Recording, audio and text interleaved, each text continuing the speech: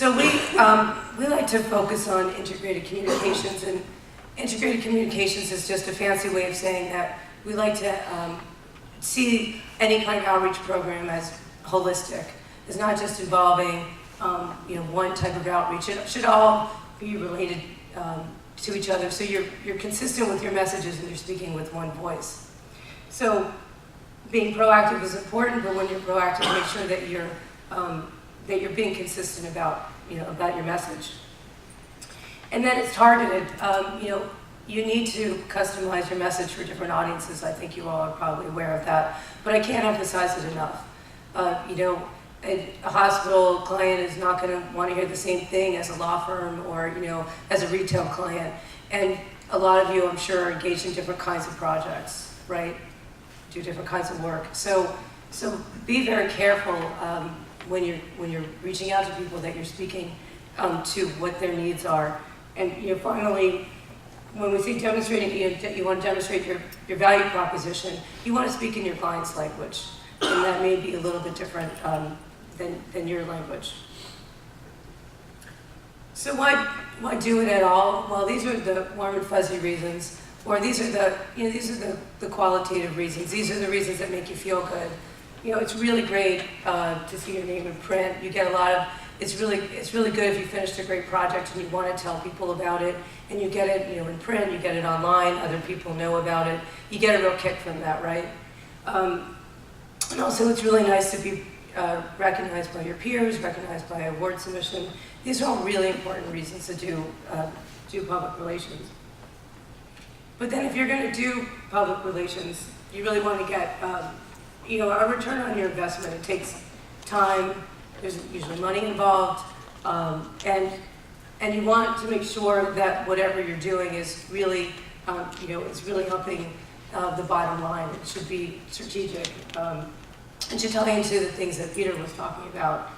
So you want to share messages about your firm. Whenever you're the one who's generating the content, you're able to control the messages. What you're telling people what you want them to hear, and that's really important.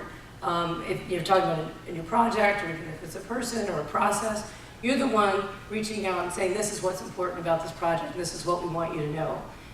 Obviously, it can raise your profile. Within your local market, within regional and national markets, there's certainly plenty of publications that have a national reach, and it can really give you a lift up. Obviously, it can expand your client relationships, and ultimately, you want to draw potential clients to the firm.